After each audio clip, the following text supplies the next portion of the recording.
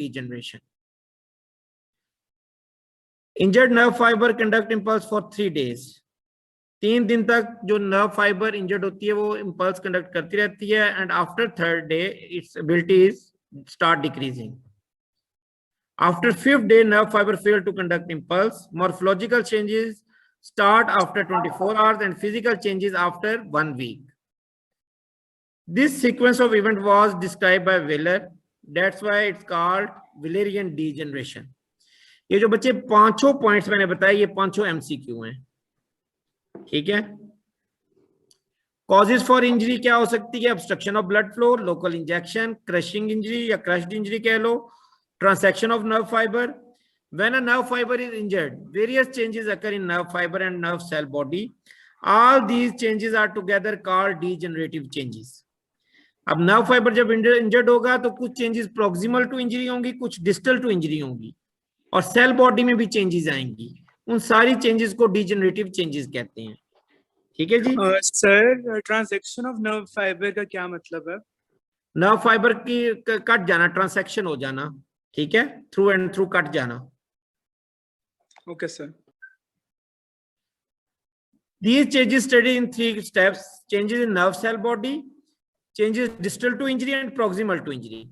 Distal to injury जो changes थी वो ज्यादातर वेलर ने डिस्क्राइब की थी, इसलिए उन्हीं को वेलेरियन डीजनरेशन कहते हैं, और ये एंटीग्रेड चेंजेस थी, ठीक है जी. और सेल बॉडी में और proximal to injury are called retrograde degeneration, ये इनका दूसरा नाम है. Changes cell body, cell body में क्या क्या चेंजेस होंगी जब इंजरी होगी, तो सेल बॉडी में क्या क्या चीजें इफेक्ट होंगी. सेल बॉडी स्वेल, जब स्वेल होगी तो वो राउंड शेप की हो जाएगी. स्वेल किससे होगी? उसमें फ्लूइड भर जाएगा.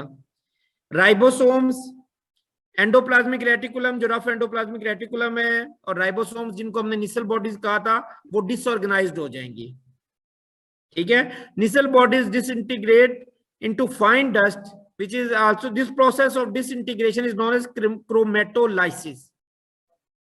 निसल बॉडीज का जो है डिसइंटीग्रेशन होना, ठीक है, इन फाइन ग्रेन्यूल्स या फाइन डस्ट के अंदर, उसको क्रोमेटोलाइसिस कहते हैं. तो चेंजेस इन सेल बॉडी क्या हुई कि cell body become swell and rounded, ribosomes disorganized, Nissl bodies stain weakly. क्यों स्टेन वीकली? क्योंकि वो भी डिसइंटीग्रेट हो जाएंगी into fine dust which is known as क्रोमेटोलाइसिस.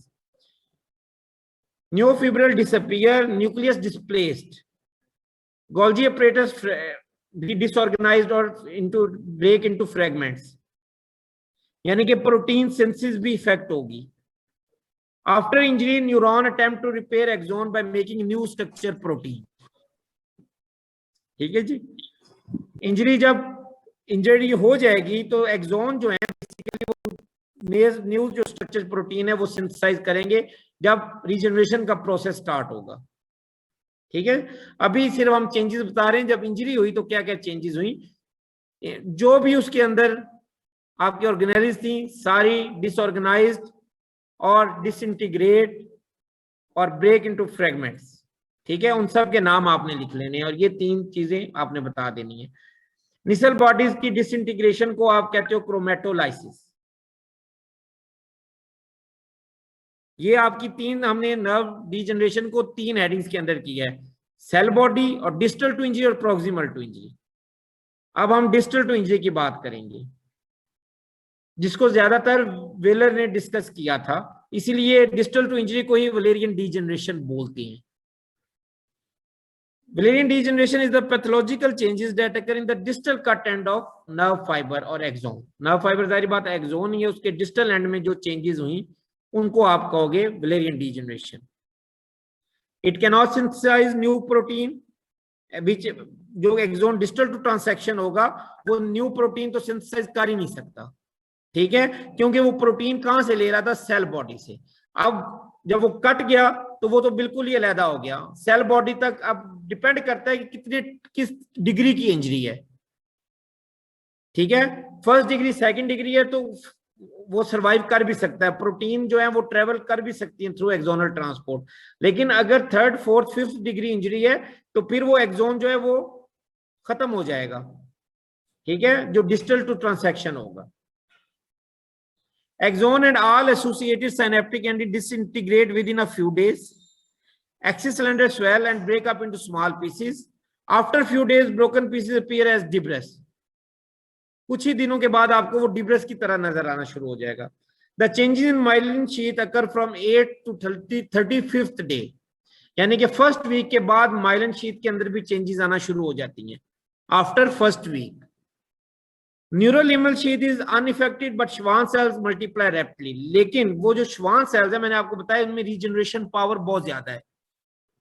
जैसे ही कट लगता है वो रीजनरेट होना शुरू कर देते हैं, मल्टीप्लाई होना शुरू कर देते हैं. और रीजनरेशन के अंदर मेजर जो रोल है वो आपके श्वान सेल्स का ही है. माइलिन शीथ की फॉर्मेशन दोबारा कर देते हैं. मैक्रोफेजेस जो invade from outside remove the de Vries. ये जो डिब्रेस बनी थी इसको मैक्रोफेजेस रिमूव कर देंगे.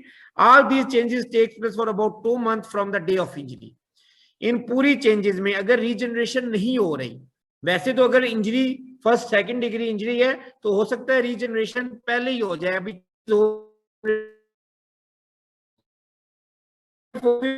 डिपेंड अपॉन सिवियरिटी, तो वो चेंजेस पूरी होने में 2 महीने वो कहते हैं लग जाते हैं. In CNS, myelinated axon, myelin sheath also fragment and removed by phagocytosis.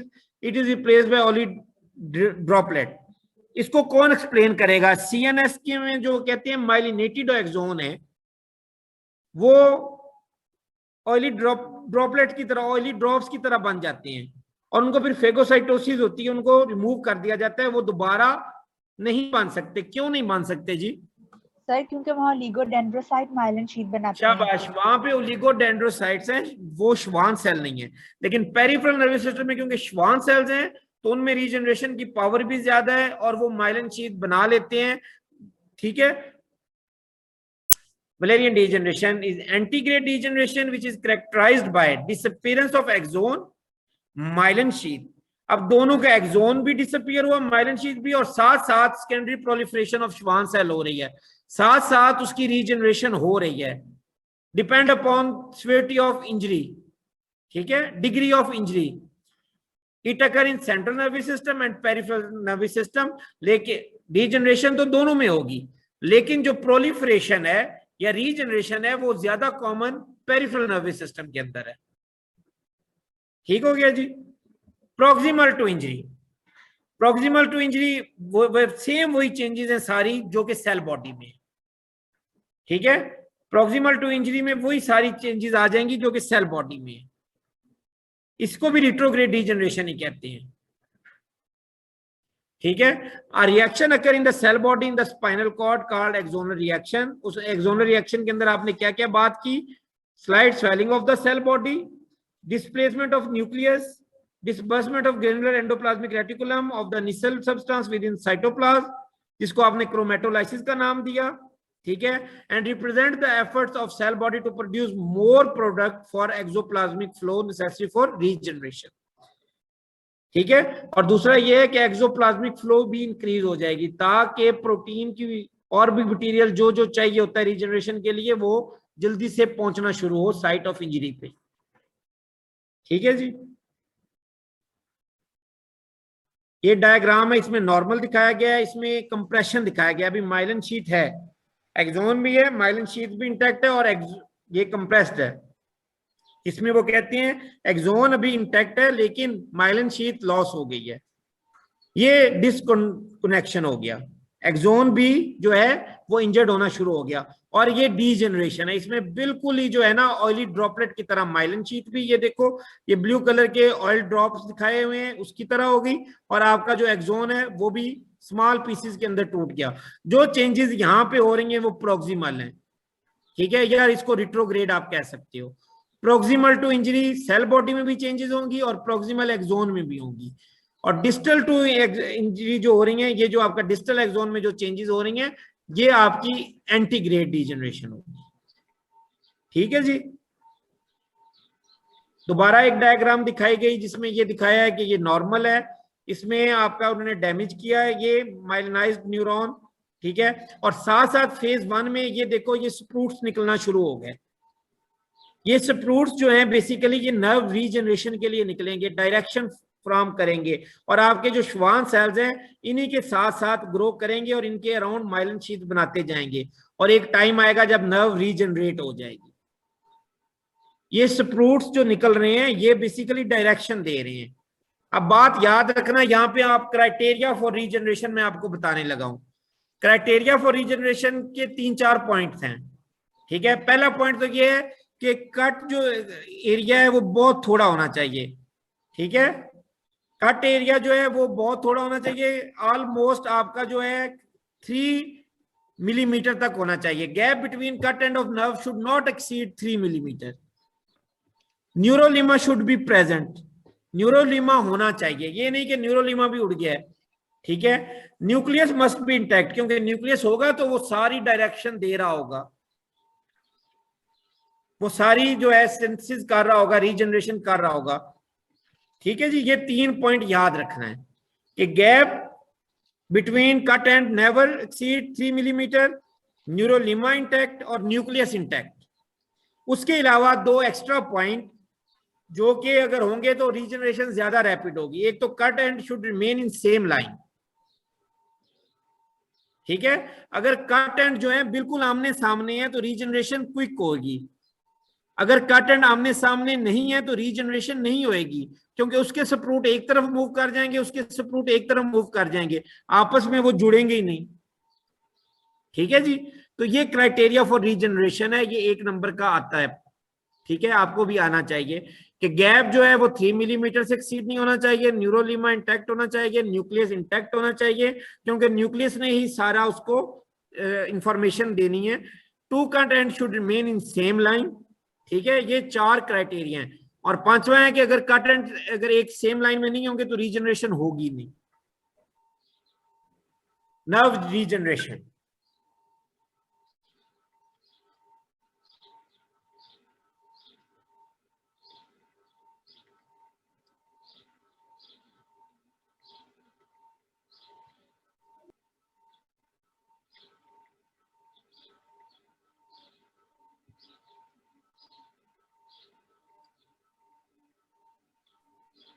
अच्छा जी, nerve regeneration after injury neuron regenerate a new axon in the following manners. एक तो वो क्राइटेरिया फुलफिल होगा तो रीजनरेशन स्टार्ट होगी, ठीक है। और अब कैसे रीजनरेशन स्टार्ट होगी, ये 7 पॉइंट हैं। आगे भी रीजनरेशन की एक स्लाइड के अंदर मैंने समरी भी लिखी है, उसमें मेरा ख्याल है 9-10 पॉइंट हैं। ये 7 पॉइंट हैं, जो आपको एक बेहतर लगे आप उसमें से कर सकते हो। Nerve regeneration after injury neuron regenerate a new axon. सबसे पहले proximal stump of damage axon develop sprouts. These spruits elongate and grow along the path of original nerve.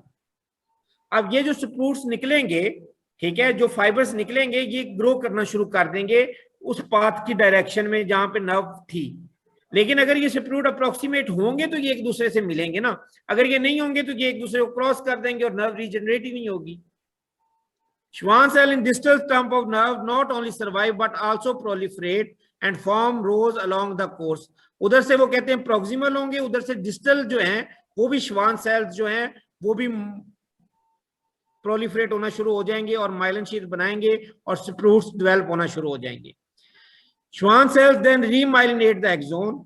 Regeneration also occur in cell body, size become normal, nucleus जो है वो भी normal जगह पे हो जाएगा, सेंट्रल पोजीशन ले लेगा, गोल्जी अपरेटस, ठीक है, और निसल बॉडीज अपीयर, न्यूरोफिब्रिल जो है वो रीअपीयर हो जाएंगे।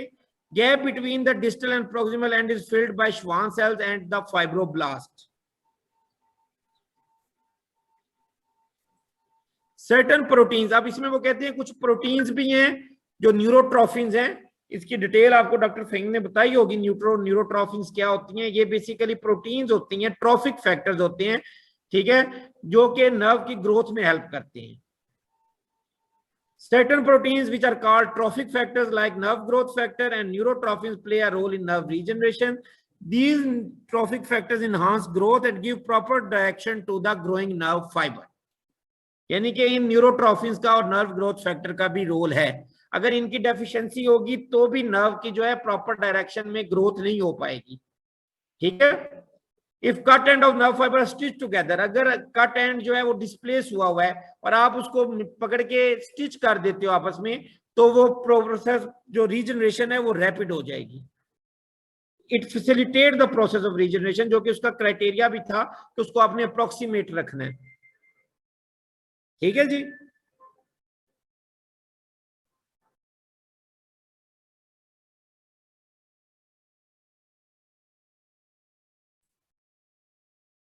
अच्छा बेटा, यहां तक किसी को कोई problem? Sir central G nervous system में रीजनरेशन नहीं ना होगी? क्या कह रहे हो? सेंट्रल नर्वस सिस्टम में रीजनरेशन नहीं होगी ना? नहीं होती, बिल्कुल नहीं होती, बहुत चांसेस रेयर होते हैं। क्योंकि वहाँ अगर लिगोडेंड्रोसाइट फर्स्ट डिग्री इंजरी हो तो चांसेस आर देयर, अगर माइलिन शीथ पूरी तरह से उड़ी ना हो, एक्सोन पूरी तरह से ना उड़ा हो।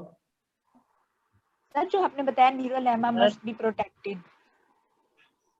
चले, अब ये देख लीजिए, ये ए पार्ट है, बी पार्ट में इंजरी वो कह रहे हैं कि ये हो रही है, सी पार्ट में वो आपको दिखा रहे हैं कि ये जो उसमें से जो चीजें हैं, जो आपका माइलन शीथ है वो ब्रेक हो रही है, एक्सोन ब्रेक हो रहा है। ठीक है, यहाँ ई पार्ट में रीजनरेशन स्टार्ट हो गई।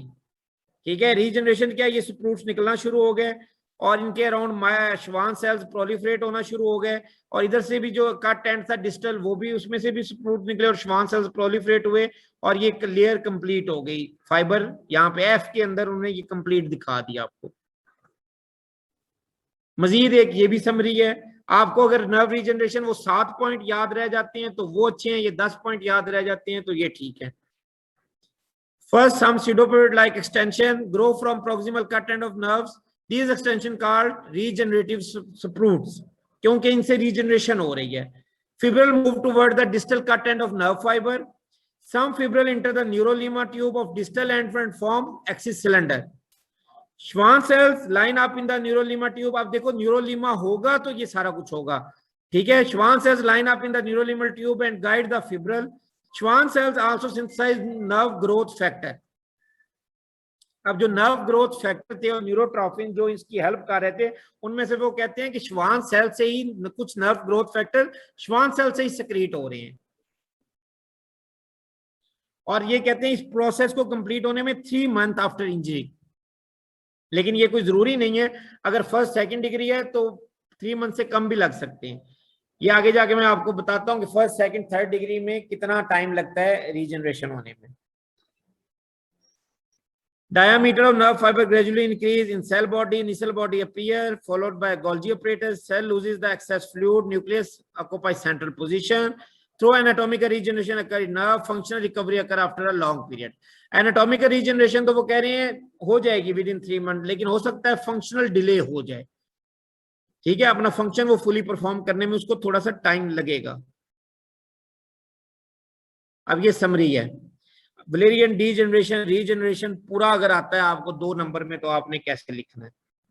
ठीक है, nerve injury, nerve will begin to degrade, axon and surrounding myelin break down, phagocyte जो मैक्रोफेजेस होते हैं वो फेगोसाइटोसिस करेंगे intact with Schwann cell to remove the injured tissue debris, वहां से डिब्रेस को रिमूव करेंगे। Connection with the target muscle is lost leading to muscle atrophy and fibrosis. Axon support, अब यहां तक तो था डीजनरेशन, ये आखिरी 2 पॉइंट उन्होंने रीजनरेशन के बताए हैं कि axon supports with a finger like growth cone advance using the Schwann cells as guide, newly connected axon mature and the pre injury cytoarchitecture and function are restored. ये जो ऊपर सारा ये डीजनरेशन हो रही है, किस तरह से हो रही है, ये जो 5 पॉइंट्स हैं और आखिरी 2 पॉइंट जो है वो रीजनरेशन की समरी है। वैसे तो ये इस तरह नहीं आता कि आप पूरा explain nerve degeneration and regeneration, अगर लेकिन आ जाए 2 नंबर में तो फिर आपने सिर्फ ये फ्लो चार्ट बना देना है। लेकिन आता किस तरह से है, या तो वलेरियन डीजनरेशन यानी कि चेंजेस डिस्टल टू इंजरी आएगा, define Valerian degeneration and explain the changes during Valerian degeneration, या आएगा क्राइटेरिया ऑफ नर्व रीजनरेशन। ठीक है, या फिर आपसे पूछा जा सकता है कि नर्व रीजनरेशन के पॉइंट्स बताएं, enumerate the steps of nerve regeneration, उसमें वो 7 पॉइंट्स आपने लिखने हैं। तो ये इस तरह से क्वेश्चन बनेगा। अब लास्ट बेसिकली ये है आपका, ये इतना इंपॉर्टेंट नहीं है, ये आप इंशाल्लाह फाइनल ईयर में जाके पढ़ोगे, लेकिन आपको सिर्फ थोड़ा बता दें कि नर्व जो इंजरी होती है कि first degree injury, second, third, fourth, fifth, ये 5 डिग्री ऑफ नर्व इंजरी है। First degree, second, third, fourth, fifth, इसको किया था सुंडरलैंड ने, ठीक है। सुंडरलैंड क्लासिफिकेशन ऑफ नर्व इंजरी कहते हैं, फर्स्ट, सेकंड, थर्ड, फोर्थ और फिफ्थ, ठीक है। फर्स्ट जो है ये माइल्डेस्ट है, सेकंड माइल्ड है, थर्ड मॉडरेट है, स्वीयर है और फिफ्थ मोस्ट स्वीयर है। जो फोर्थ और फिफ्थ है ना, बेसिकली इसके लिए तो सर्जिकल इंटरवेंशन रिक्वायर्ड होता है, ये वैसे ही रीजनरेशन हो ही नहीं सकती, कोई सूरत ही नहीं है, ठीक है। तो अगर आपसे कोई पूछ लेता है कि जी नर्व इंजरी की कितनी डिग्री हैं, तो आपने बताना है कि जी 5 डिग्री हैं, फर्स्ट, सेकंड, थर्ड, फोर्थ और fifth degree of nerve injury. ये सुंडरलैंड क्लासिफिकेशन है। और सिडोन ने जो की थी क्लासिफिकेशन, उसने कहा था नहीं जी नहीं, 3 क्लासिफिकेशन है। एक है न्यूराप्रेक्सिया, न्यूराप्रेक्सिया, और दूसरी है एक्सोनोटोमेसिस, और तीसरी है न्यूरोटोमेसिस। आप जस्ट एमसीक्यू के पॉइंट ऑफ व्यू से याद करोगे, ये रट्टा लगाने की जरूरत नहीं है। आपको पता होना चाहिए 5 तरह की नर्व इंजरी है, first, second, third, fourth, fifth degree. ये सुंडरलैंड ने कहा था और सिडोन ने कहा था कि 3 है, न्यूरोप्रेक्सिया, एक्सोनोटोमोसिस और न्यूरोटोमोसिस, ठीक है। तो उसने कहा था न्यूरोप्रेक्सिया जो है उसमें क्या होता है, कंडक्शन ब्लॉक होती है, सेगमेंट सिर्फ डीमाइलिनेट होते हैं, नर्व इज इनकॉन्टिन्यू, वलेरियन डीजनरेशन नहीं होती, ठीक है, क्योंकि माइलिन शीथ कई की जगहों से वो कहते हैं सेगमेंटल डीमाइलिनेट होती है, और recovery time less than 3 month होता है। एक्सोनोटोमोसिस जो होते हैं वो 3 टाइप के हैं। एक में तो axon not continuous and nerve remain intact, यानी कि वलेरियन डीजनरेशन स्टार्ट हो गई है, नर्व इंटैक्ट है लेकिन एक्सोन जो है वो टूटना शुरू हो गया है, ठीक है। माइलिन शीथ अभी ऊपर कुछ सराउंडिंग में बच गई है। 1 इंच पर मंथ रिकवरी होती है, डिपेंड करता है कितने इंच की इंजरी है। दूसरी जो है वो एक्सोन डिसकंटिन्यूड नर्व इंटैक्ट, इसमें भी less than 1 inch per month. और जो है आपकी स्वीयर जो है loss of continuity of axon, surgical intervention. और फिर जो फिफ्थ है जो मोस्ट स्वीयर है, या जिसमें न्यूरोटोमेसिस है, जिसमें पूरा नर्व ट्रंक जो है वो लॉस हो गया, उसकी कंटिन्यूटी डिस्टर्ब हो गई है, उसमें भी सर्जिकल इंटरवेंशन है। अब इस फ्लो चार्ट के अंदर दोबारा सुन लें कि आपने करना क्या है। आपने सुंडरलैंड की क्लासिफिकेशन 5 डिग्री होती है, first, second, third, fourth. First जो है माइल्डेस्ट है, फिर माइल्ड है, मॉडरेट, स्वीयर और मोस्ट स्वीयर, ठीक है। और सिडोन ने कहा था जो फर्स्ट डिग्री है माइल्डेस्ट वो न्यूरोप्रेक्सिया है, सेकंड, थर्ड, फोर्थ को उसने कहा था इसमें एक्सोन के साथ प्रॉब्लम हो रही है, इसलिए इसको एक्सोनोटोमेसिस कर देते हैं, और जिसमें नर्व ट्रंक के साथ प्रॉब्लम हो रही है उसको न्यूरोटोमेसिस कर देते हैं। बस यहां तक कि आपने याद रखना है, आगे अपनी इंफॉर्मेशन के लिए आप बेशक पढ़ लेना। न्यूरोपैथी क्या होती है? डैमेज, डिजीज और dysfunction of one or more nerves is known as neuropathy. यानी कि एक नर्व अगर डैमेज हो गई है किसी भी, और या उसका फंक्शन खत्म हो गया है किसी भी वजह से, कोई डिजीज हुई है, कोई उसको यानी कि डैमेज हुई है या कोई डिजीज हुई है जिसकी वजह से उसका फंक्शन खत्म हो गया, उसको न्यूरोपैथी कहेंगे।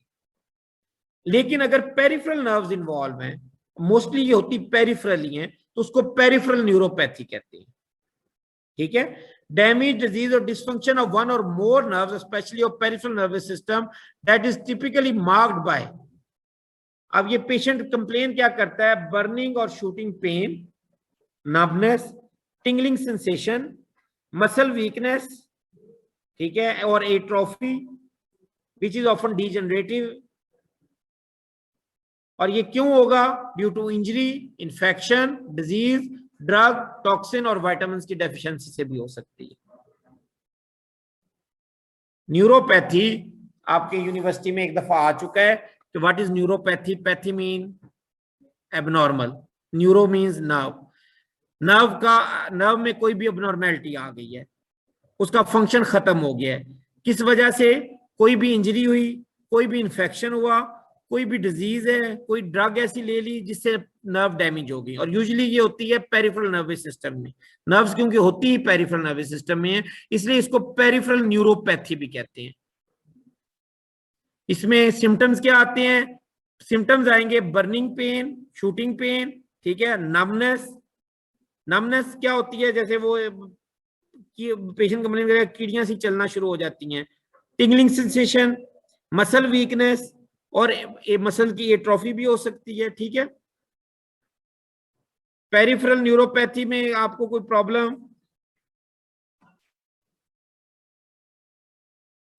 पेरिफेरल न्यूरोपैथी के आपने सिम्टम्स पहले याद करने हैं कि पेशेंट आया है वो बर्निंग और शूटिंग पेन के साथ, नमनेस, टिंगलिंग सेंसेशन, मसल की एक वीकनेस है या एट्रोफी है, तो बताएं ये आपके ख्याल में क्या डायग्नोसिस है? तो it's peripheral neuropathy. What are the causes of peripheral neuropathy? तो आपने लिखना है injury, infection, disease, drug, toxin और विटामिन डेफिशिएंसी। इस स्लाइड्स के अंदर दो चीजें आपने पढ़ी। पेरिफेरल न्यूरोपैथी क्या होती है? पेरिफेरल नर्वस सिस्टम की बेसिकली जो नर्व्स हैं उनका डिसफंक्शन होना, किस वजह से? कोई भी वजह हो सकती है, इंजरी हो सकती है, इन्फेक्शन हो सकता है, डिजीज है, कोई ड्रग है, कोई टॉक्सिन है। और क्या साइन सिम्टम्स आएंगे? नमनेस, टिगलिंग सेंसेशन, ठीक है, बर्निंग पेन, मसल की एट्रोफी। समझ आ गई कि सो गए सारे? Yes sir. Yes sir. मेरा भी रोजा है सर, वैसे, आगे समझ। ठीक है, और मैं भी बोली जा रहा हूँ और आप सुनने में भी आपको प्रॉब्लम हो रही है। बस कहना सर। नहीं सर, समझ आ गई है सर, समझ आ गई है। चलो जी, जाग जाओ। Okay sir. Sir nerve degeneration को पता लगाने के लिए कोई टेस्ट नहीं? नर्व डिजेनरेशन का पता लगाने के लिए टेस्ट? तो बेटा टेस्ट की जरूरत क्या पड़ेगी, लग पता जाएगा जब होगी। सर न्यूरॉन्स की रिकवरी क्यों स्लो होती है? क्या कह रहे हो? रिकवरी स्लो क्यों होती है? Yes sir. रिकवरी स्लो क्यों होती है? उनमें डिजेनरेशन पावर कम होती है ना, रीजनरेशन पावर, सॉरी। अच्छा जी, excuse me, sir. आप बेटा सर, एक हमने और सर बात, शुरू के सर हमने आप सर जरा शुरू के वो levels में ग्रुप एक अपना देख लो, बात सुनो, अपना ग्रुप देखो, उसके अंदर एक मैं नर्व फिजियोलॉजी शेयर करने लगा हूं आपके साथ क्वेश्चन। सर वो लिखना होगा क्या सर? हैं? कोई असाइनमेंट नहीं है सर? प्लीज नहीं नहीं, कोई कोई assignment नहीं है, कोई सर। असाइनमेंट नहीं है, बहुत बस थके हैं क्वेश्चन सर। जरा खोल लो, मैंने आपको शेयर किए हैं, जरा देखो अपने अपने मोबाइल के अंदर। पहुंचिए। 5 नहीं है बेटा, 6 क्वेश्चन है, मैं सिर्फ क्वेश्चन बोलूंगा।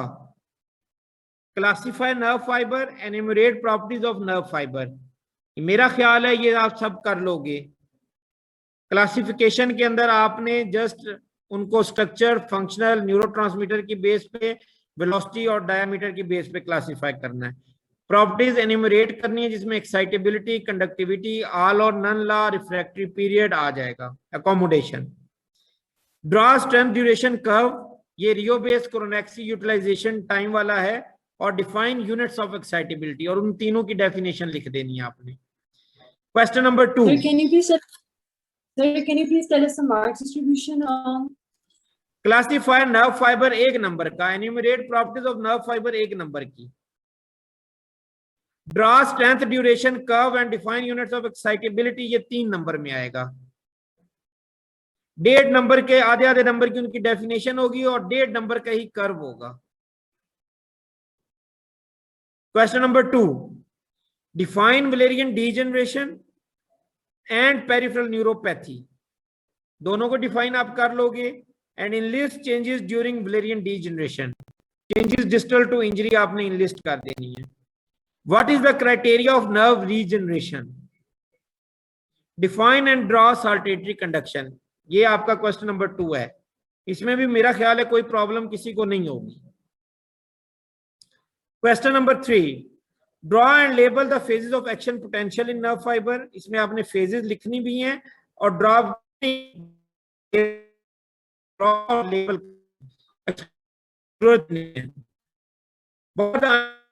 फेज आगे उन्होंने पूछ सर लिया, आपकी आवाज हर नहीं फेज आती। की काइनेटिक बेसिस क्या है। Graphically show absolute and relative refractory period, इसमें दोबारा आपने एक्शन पोटेंशियल वाले ग्राफ बनाना है और उसमें एब्सोल्यूट और रिलेटिव वाला एरिया आपने मेंशन करना है। Define axonal transport along with types, इसमें एंटीग्रेड रिट्रोग्रेड दोनों आ जाएंगी। Define all or none law, diffusion potential, nerve potential, negative after potential. Question number 5. Our resting membrane potential is maintained in nerve fiber. Enlist characteristics of action potential. Write short note on compound action potential and neurotrophins. ठीक है, जिसका मैंने भी थोड़ा जिक्र किया न्यूरोट्रोफिन्स का, लेकिन डिटेल में डॉक्टर फहीम ने इसकी टाइप्स वगैरह आपको बताई होंगी. Compare and contrast Nernst equation with Goldman equation, graded potential with action potential. तो बेटा ये 6 क्वेश्चंस हैं. मैं बिल्कुल नहीं कहूंगा कि ये आप लिखो, लेकिन कल के लेक्चर में देखो, मैं आज भी आपको आधा घंटा पहले छोड़ रहा हूं. मैं बिल्कुल आपका एनाटॉमी का टाइम नहीं ले रहा. बेशक अभी आप जाओ ना, ऑनलाइन बैठे रहो, 2 क्वेश्चन अभी तैयार हो जाएंगे और 2 मेरे कल के लेक्चर में कर लेना. कल मैंने इधर से सुनना है, या मैं सुनूंगा या डॉक्टर फहीम सुनेगा, और ये क्विज टाइप होगा. A, B, C तीनों ग्रुप्स के अंदर हम लोग 10-10 बच्चों से ये सुनेंगे. वो 10 कौन से होंगे वो हम खुद डिसाइड करेंगे.